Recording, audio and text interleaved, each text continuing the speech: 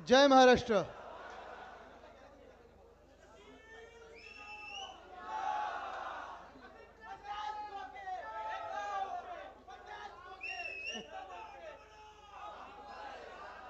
काय बोलायचं हे कळत नाहीये, शब्द फुटत नाहीयेत. कारण आपण ज्या कठीण परिस्थितीत लढलेला आहात आणि जिंकलेलातच आहात, ह्याचे आभार मानायला मी आलेलो आहे. सगळे आपल्या कर्जतचे जे नागरिक आहेत, जे मतदार आहेत, त्यांचे आभार तर मानायचेच आहेत. पण सर्व आपल्या पदाधिकाऱ्यांचं देखील अभिनंदन करायला मी खास इथे आलेलो आहे. मला उद्धव साहेबांनी पाठवलेलं आहे. मला आठवतं जेव्हा गद्दारी झालेली आणि 50 खोके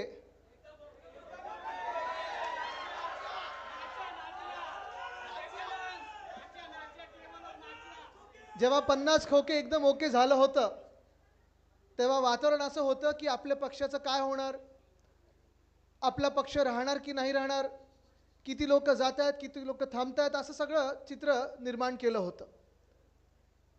आणि त्यावेळी मला उद्धव साहेबांनी आम्हाला सर्वांना, मग स्थानिक सगळे नेते आपले असतील, सचिन भाऊ असेल, मी असेल, किशोरीताई वगैरे, आम्हाला सगळ्यांना सांगितलेलं की बाहेर पडा.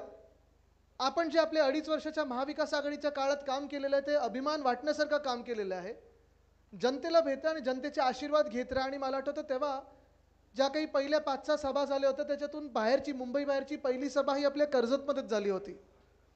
तेव्हा जे घटनाबाह्य मुख्यमंत्री आहेत, गद्दार गँगचे नेते मिंदे, ते सुरतवरनं गुवाहाटीला पळत होते आणि त्याच दिवशी बरोबर आपली इथे सभा झाली होती.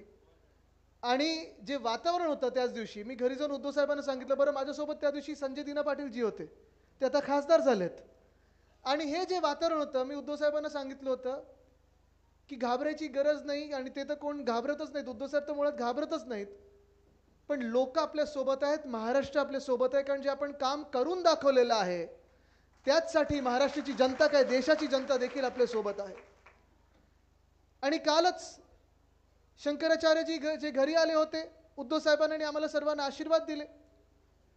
काल त्यांचं दर्शन घेतलं आणि आज माझ्या विठोबाचं दर्शन घ्यायला, म्हणजे जनता जनार्दनाचं दर्शन घ्यायला मी बाहेर पडलेलो आहे.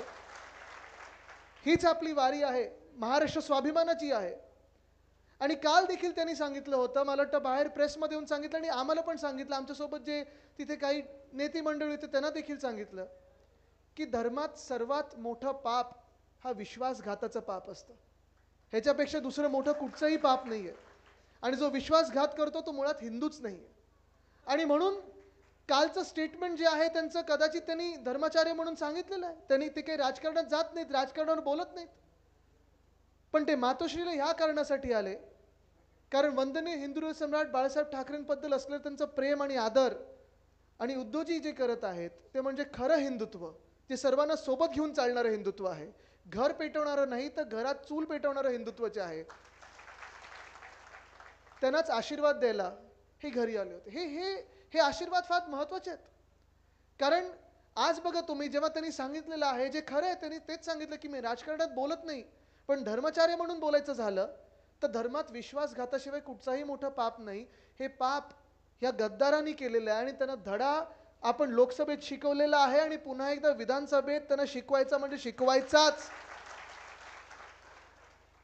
पण हे जो विश्वासघात त्यांनी केलेला आहे, तुम्ही लक्षात घ्या, हा फक्त उद्धव साहेबांसोबत नाही केलेला आहे. ही गद्दारी जी केलेली आहे फक्त शिवसैनिकांसोबत केलेली नाहीये, तर ही गद्दारी त्यांनी महाराष्ट्राच्या पाठीत खंजीर खुपसून केलेली आहे. आपण एक टप्पा जो होता महत्त्वाचा तो जिंकलेला आहोत. लोकसभेत आपला विजय झालाच आणि विजय झालाच आहे. ह्याचं कारण तुम्हाला समजून सांगतो, मग तुम्ही पटलं तर ते तुम्ही तसा विजय म्हणूनच बघा. कदाचित तुम्हाला वाटत असेल, अरे आदित्य काय बोलत आहे, केंद्रात तर भाजपचंच सरकार बसलेलं आहे, एनडीएचंच सरकार बसलेलं आहे, मग विजय झाला कसं बोलतो. पण तुम्ही आज लक्षात घ्या, विजय 2 गोष्टींचा झालेला आहे. पहिली गोष्ट म्हणजे जी भाजप मोदी सरकारवरनं हलायला तयार नव्हती, भाजपवरनं हलायला तयार नव्हती, भाजप सरकारवरनं हलायला तयार नव्हती, आज एनडीए सरकार बोलत आहे, भाजपचं कुठेही नाव घेत नाही स्वतः. दुसरी गोष्ट म्हणजे जी भाजप आपल्या राज्यात, आपल्या देशामध्ये ज्यानं हुकुमशाही आणायची होती, ठोकशाही आणायची होती, लोकशाहीला संपवून टाकायचं होतं, जे डॉक्टर बाबासाहेब आंबेडकर महामानव त्यांनी जे संविधान आपल्याला लिहून दिलेलं आहे ते बदलायचं होतं आणि हे फेक नॅरेटिव्ह नाही आहे. आता हे फेक नॅरेटिव्ह बोलत आहेत. भाषणं काढून बघा. भाजपचे 5-6 उमेदवार त्यावेळी बोलले होते की आम्हाला 400 पार द्या, आम्हाला संविधान बदलायचं आहे. आपल्या महाराष्ट्रात देखील पंकजाताई मुंडे देखील बोलल्या होत्या सभेत एका की आम्हाला तिथे संविधान बदलायचं आहे. त्याच्या विरोधात आपण उभं राहिलो, कारण आपण सगळे आंबेडकर प्रेमी जनता आहोत, आपण सगळे देशभक्त जनता आहोत. आपल्याला या देशाचं हित बघायचं, फक्त भाजपचं नाही.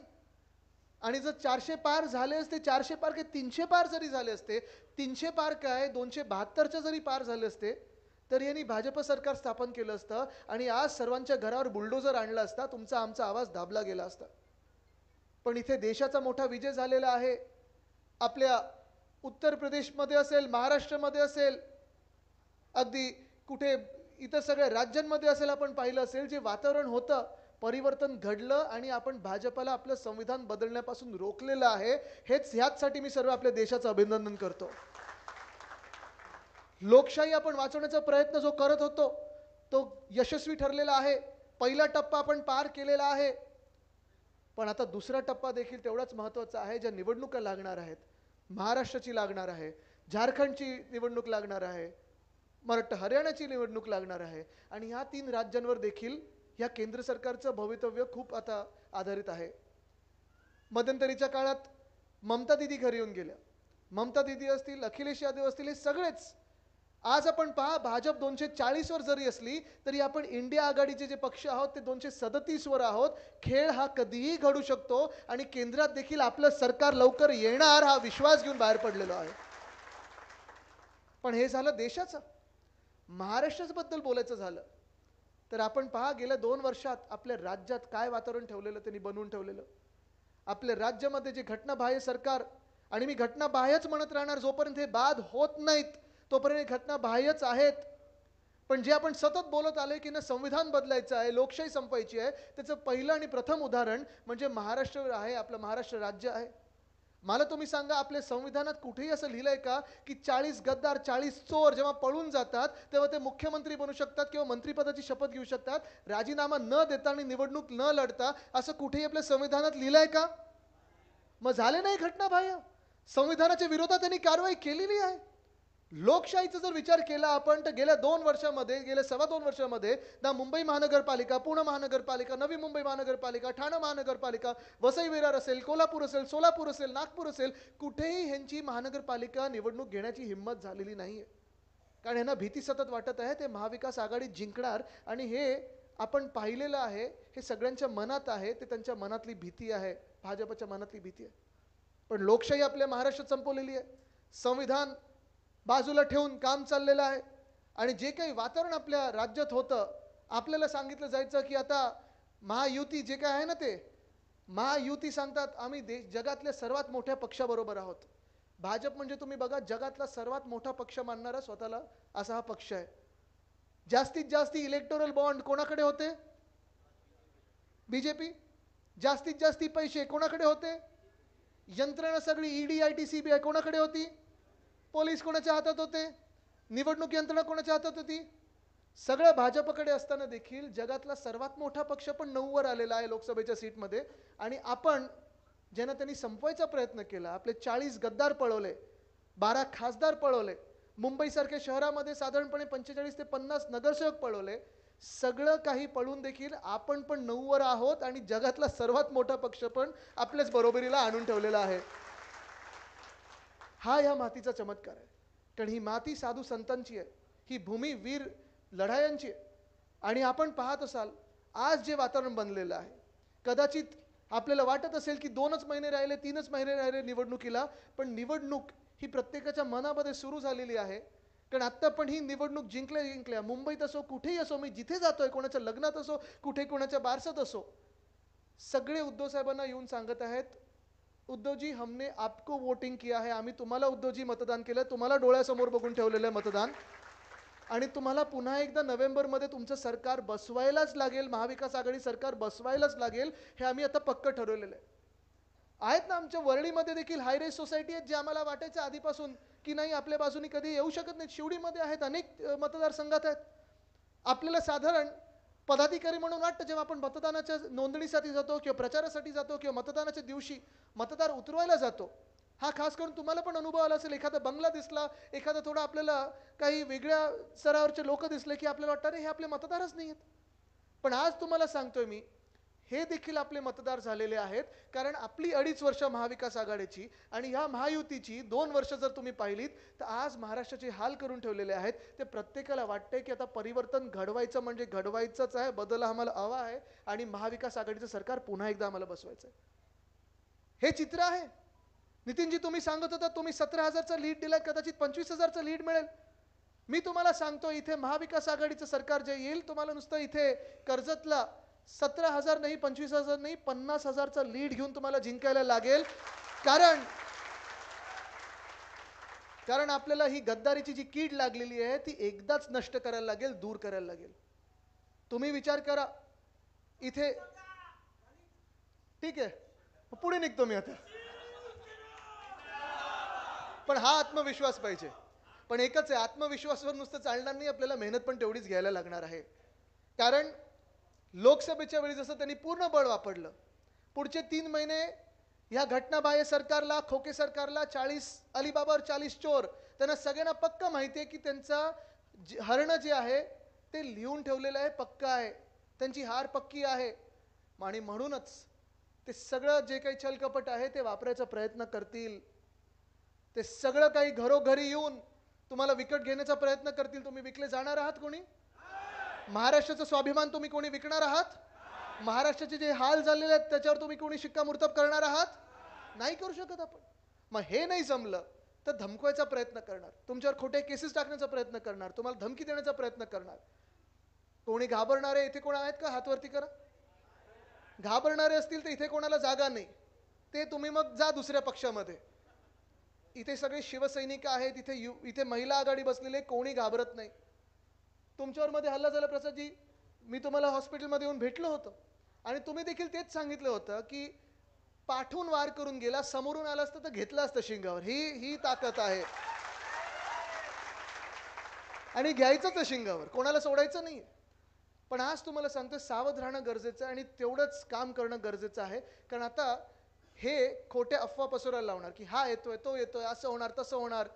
ह्यांचं सरकार बनत नाहीये, ह्यांचे आमदार निवडून येणार नाहीयेत आणि ह्यांचं पुढे काही चालणार नाही. महाराष्ट्रानं हकलवणार आहे, ही शपथ घेऊन आपल्याला आता पुढे जायचं आहे. आज आपण पाहतो ना, हे मध्ये आता जे काही अर्थसंकल्प सादर झाला, एक निवडणुकीच्या आधी अर्थसंकल्प सादर झाला, अंतरिम अर्थसंकल्प, ज्याला काहीच अर्थ नव्हता, आणि मग पुन्हा एकदा गाजर वाटण्याचा कार्यक्रम झालेला आहे. पण आज महाराष्ट्राची आर्थिक परिस्थिती ह्या खोके सरकारने करून ठेवलेली आहे. जेव्हा केव्हा आपण वाचतो की आम्ही आता इन्फ्रास्ट्रक्चरवर भर देणार आहोत, रस्ते बनवणार, हायवे बनवणार. एक सुद्धा हायवे आता बघण्यासारखा नाही, एक सुद्धा रस्ता बघण्यासारखा नाही आहे. ह्यांचं काम होतं तर ह्यांच्या बिल्डर लोकांसाठी होतं, ह्यांच्या मित्र कॉन्ट्रॅक्टर लोकांसाठी होतं. लोकांसाठी, जनतेसाठी 2 वर्षामध्ये एक तरी काम ह्यांनी केलेलं दाखवा, एक तरी विकासाचं काम ह्यांनी केलेलं दाखवा, एक तरी जनहिताचं काम ह्यांनी केलेलं दाखवा, की मग एक तरी योजना ह्यांनी जी आणलेली आहे किंवा घोषित केलेली आहे ती मध्ये कुठेही कोणी पैसे न खाता पूर्ण केलेली दाखवा. सगळीकडे आपण बघतोय, टीव्हीवर बघतो आपण, व्हॉट्सअपवर बघतोय आपण, फेसबुकवर बघतो, यूट्यूबवर बघतो, सगळीकडे पैसे खाण्याचं काम चाललंय, महाराष्ट्र लुटण्याचं काम चालू आहे, मुंबई लुटण्याचं काम चालू आहे. पण कोणी ते महाराष्ट्रात काय चांगलं आणू शकतं ह्याच्यावर विचारच केलेला नाही. आणि आठवण करा त्याच आपल्या मोर्चाची, मावळ तालुक्यात, मावळ जिल्ह्यात आपण काढले, मावळ तालुक्यात आपण काढलेला, वरती आपण नितीनजी आपण तो मोर्चा काढलेला, संजोगजी आपण पण त्याच्यात असाल कदाचित त्यावेळी, मला आठवतं. तिथे वेदांत फॉक्सकॉनचा मोर्चा, आपण सगळे आलो होतात, अनेक लोक आपण आले होतात, स्थानिक पण तिकडचे पदाधिकारी होते. पण वेदांत फॉक्सकॉन असेल, एअरबस पार्क असेल, एअरबस टाटाच असेल, बल ट्रक पार्क असेल, मेडिकल डिव्हाइस पार्क असेल, आता टेस्लाची कंपनी असेल, हे सगळं काही इकडे तिकडे पाठवायचं, गुजरातला पाठवायचं, पण महाराष्ट्रात कधी काही येऊ दिलं नाही. आणि तो दिवस पण आठवा जेव्हा मिंदे बोलले होते की आता वरतून फोन आला आम्हाला प्रधानमंत्री महोदयांचा, वेदांत फॉक्सकॉन जरी आम्ही गुजरातला पाठवलं असेल तरी आम्ही वेदांतापेक्षा मोठा प्रकल्प ह्या महाराष्ट्र राज्याला देऊ. आलाय कधी मोठा प्रकल्प त्याच्यापेक्षा? नाही आलाय. परवाकडे सचिनजी तिथे मुंबईमध्ये मध्य प्रदेशचे मुख्यमंत्री येऊन गेले, मध्य प्रदेशचे. कोणाला नाव माहिती आहे का त्यांचं? नाही माहिती, मला पण माहित नाही. पण मध्य प्रदेशचे मी होर्डिंग्स बघितले, invest in Madhya Pradesh, invest in Madhya Pradesh, मध्य प्रदेशमध्ये या, मध्य प्रदेश में आओ, इन्व्हेस्टमेंट करो. उद्योगपत्यांना भेटले, मुंबईतल्या उद्योगपत्यांना भेटले, महाराष्ट्रातल्या उद्योगपत्यांना भेटले. ठीक आहे, करा. मध्यंतरी मागच्या वर्षी मला वाटतं उत्तर प्रदेशमधले होते, यावेळी मध्य प्रदेशमधले आले. त्यांचं ते काम आहे, ते दुसऱ्या राज्यांमध्ये जाणं आणि असे उद्योगपतींना त्यांच्या राज्यात घेऊन जाणं, गुंतवणूक त्यांच्या राज्यात घेऊन जाणं. पण तुम्ही मला सांगा, तुम्ही कधीतरी असं ऐकलंय का की महाराष्ट्र राज्याचे घटनाबाह्य मुख्यमंत्री कुठच्या तरी दुसऱ्या राज्यात गेले आणि तिथून उद्योगपत्यांना इथे महाराष्ट्रात आणलं, गुंतवणूक आणली? ऐकलंय कधी? नाही आणलं. नुसतं डोकं एकाच मार्गी चालतं. फोडाफोडी कशी करायची, पैसे कसे द्यायचे, गुंडगर्दी कशी करायची, धमकायचं कसं, हे कसं तोडायचं, ते कसं तोडायचं. कधीतरी या राज्यासाठी चांगलं काही करू ह्याच्यासाठी विचारच नाही केला. प्रत्येक महिन्यात दिल्लीत जातात, प्रत्येक महिन्यात गुजरातला जातात, स्वतःसाठी मागून घेतात, स्वतःसाठी काहीतरी करून घेतात. पण एकदा तरी आपल्या घटनाबाह्य मुख्यमंत्र्यांनी प्रधानमंत्री महोदयांना महाराष्ट्रासाठी वेगळं काही पॅकेज मागितलेलं ऐकलंय का? ह्यांचे कॉन्ट्रॅक्टरचे पॅकेज चालू आहेत, ह्यांचे बिल्डरांचे पॅकेज चालू आहेत, ह्यांचं पक्षाचं फंडिंगचं पॅकेज चालू आहे. पण महाराष्ट्रासाठी जसं आता चंद्रबाबू नायडूजी असतील, नितीश कुमारजी असतील, त्यांनी बिहारसाठी असेल किंवा आंध्र प्रदेशसाठी असेल सांगितलं आम्हाला स्पेशल पॅकेज द्या, तसं महाराष्ट्रासाठी पॅकेज आलेलं ऐकलंय का? नाही ऐकलंय. मग गिफ्ट सिटी असेल, मुंबईतून हलवली त्यांनी गुजरातला नेली. मग का आमच्या मुंबईत नको ती गिफ्ट सिटी? आपली मागणी आहे की ह्या केंद्रीय अर्थसंकल्पात गिफ्ट सिटी सारखं आम्हाला देखील इंटरनॅशनल फायनान्शियल सर्व्हिसेस सेंटर द्या, मुंबईत द्या, MMR मध्ये कुठेही द्या, कर्जतमध्ये दिलं तरी चालेल, पण आमच्या महाराष्ट्रात ते आलं पाहिजे. पण आज तुम्हाला पैज लावून सांगतो की भाजपचं सरकार आहे, महाराष्ट्रावर राग करणार सरकार आहे, महाराष्ट्र राग ठेवणारं सरकार आहे, महाराष्ट्र द्वेषी सरकार आहे. आपल्याला हे 1 रुपया काही मदतीचा महाराष्ट्राला देणार नाहीत. एअरबस टाटा जेव्हा नेला, महाराष्ट्राला काही मिळालं का? नाही मिळालं. वेदांत फॉक्सकॉन नेला, महाराष्ट्राला त्याच्यापेक्षा मोठा प्रकल्प आला का? नाही आला. बल ट्रक पार्क असेल, आता सांगतात की आम्ही आता वेगळा बल ट्रक पार्क मागू. ठीक आहे, तुम्ही तुमचं करा. महाराष्ट्र म्हणून आपली गुंतवणूक, आपलेच पैसे टाकतोय आपण, पण कधीही केंद्र सरकारकडून आपल्याला असं काही मदतीचा हात आलेला नाही. अहो हे सोडा, GST पण नाही आलं. आणि मागच्या वर्षी मी जे बोललो होतो ती वानखेडेची फायनल तिथे अहमदाबादला हलवली होती. किती लोकांनी माझं ट्विट बघितल्यानंतर आता जी मुंबईत गर्दी झाली, मी आज BCCला त्या दिवशी पण सांगितलं होतं, मुंबईतून वानखेडेतून वर्ल्ड कपची फायनल हरवण्याची हिम्मत करू नका. पण तुम्ही महाराष्ट्राच्या स्वाभिमानावर यायला लागलात, महाराष्ट्र संपवायला निघालेला आहात, महाराष्ट्रात चिखलफेक करून चिखलवाडवर निघालेला आहात, कारण किचड में ही कमल खिलता है, ही जी तुमची भूमिका आहे, तो चिखल आम्हाला साफ करायचा आहे. आणि म्हणून ही महाराष्ट्राची जनता आता एकवटलेली आहे. येणाऱ्या विधानसभेत पूर्ण स्वच्छता मोहीम आम्ही राबवू, स्वच्छ भारत आम्ही राबवू. आणि या महाराष्ट्रातून महायुती सरकार जे काही घटनाबाह्य महाराष्ट्र लुटणारं सरकार आमच्या डोक्यावर बसवलेलं आहे, त्याला आम्ही दूर केल्याशिवाय राहणार नाही. ही शपथ आम्ही आता घेऊन पुढे निघालेलो आहे. पुढे निघत असताना हे वेगळे वेगळे प्रकार आता करतील. आपल्याला धर्माधर्मामध्ये, हे मी लोकसभेच्या वेळी पण सांगितलं होतं आणि आता देखील सांगत आहे, धर्माधर्मामध्ये वाद निर्माण करण्याचे प्रयत्न करतीलच आहे. कारण हे भाजप आहे, हे आपल्याला माहिती आहे. त्यांच्या DNA मध्ये लिहिलेलं आहे की वाद निर्माण करा, डिवाइड अँड रूल. आपण बघतोय अनेक ठिकाणी जाती जातीमध्ये पण वाद निर्माण करण्याचा प्रयत्न करत आहेत. पण हे सगळं होत असताना माझा त्यांना पहिला प्रश्न हा पडतो की सगळं ठीक आहे, तुम्ही आमच्यासाठी, आम्हाला फसवण्यासाठी तुम्ही काय जे वाद निर्माण करत आहात, आरक्षणावरनं असतील, नोकऱ्यांवरनं असतील, हे सगळं ठीक आहे, तुम्ही ते करा, तुमचं राजकारण आहे. पण आज तरुण महाराष्ट्रातलं विचारत आहे की हे सगळं झाल्यानंतर आमच्या हातात नोकऱ्या किती येणार?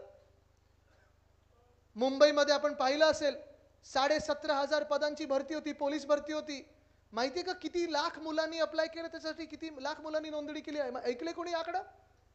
17,500 पदांसाठी 17.5 लाख तरुण तरुणींनी नोकऱ्यांसाठी अप्लाय केले पोलीस भरतीमध्ये. 17.5 लाख. विचार करा तुम्ही, किती लोकांना त्याच्यात यायचं. आणि हे सगळं होत असताना कुठे झोपवलं आहे ना, तर जोगेश्वरीच्या पुलाच्या खालती, गोरेगावच्या पुलाच्या खालती. म्हणजे तुम्ही विचारच करू शकत नाही की आज महाराष्ट्रात चाललंय कुठे. आणि उद्याकडे जर चुकून यांचं सरकार बसलं, ह्यांच्या फसवा योजनांना आपण बळी पडलो आणि यांचं सरकार डोक्यावर बसलं, तर पुन्हा एकदा सांगतो तुम्हाला, मंत्रालय देखील हे मुंबईतून गुजरातकडे हलवल्याशिवाय राहणार नाही.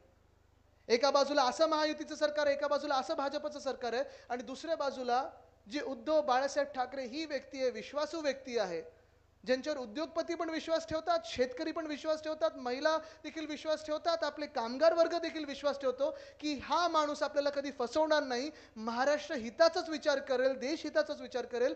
तुम्ही मला सांगा, तुम्ही कोणाच्या बाजूने उभं राहणार? उद्धव बाळासाहेब ठाकरे की महायुती सोबत राहणार?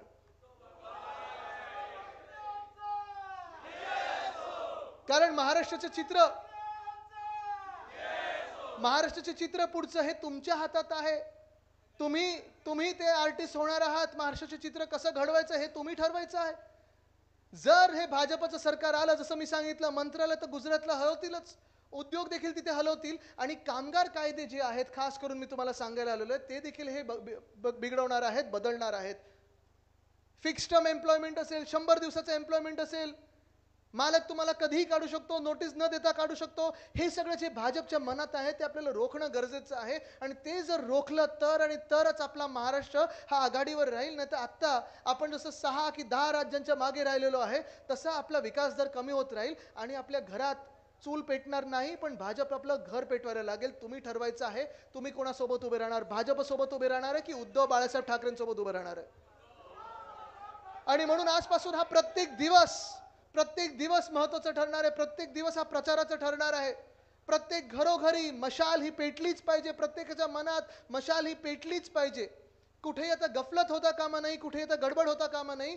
तुम्हाला जर आता लढायचं असेल तर आपली ही महाराष्ट्र स्वाभिमानाची लढाई आहे. तुम्ही आपल्या ह्या लढाईत सहभागी होणार की नाही, मला जरा हात वरती करून दाखवा. होणार असेल तर आपण एकमताने ते ठरवलं पाहिजे की येणारं सरकार हे आपलंच आहे आणि आपलं म्हणजे या महाराष्ट्र हिताचं सरकार असणार आहे. ठरलं का आपलं? लढायला तयार आहात का? तुम्ही कुठेही विकले जाणार का? कुठेही कोणाला धमकी आली घाबरले जाणार आहात का? तुम्ही एकमताने उद्धव बाळासाहेब ठाकरे ह्या व्यक्तीच्या मागे उभे राहणार का? महाराष्ट्राच्या स्वाभिमानाची लढाई लढायला तयार आहात का? जिंकायला तयार आहात का? हेच जर ठरवलं आपण तर आपल्या महाराष्ट्राला कोणीही खेचू शकणार नाही मागे. कारण आपल्या हातात आहे महाराष्ट्राला पुढे न्यायचं आणि जिंकवायचं म्हणजे जिंकवायचं. धन्यवाद. जय हिंद, जय महाराष्ट्र, वंदे मातरम.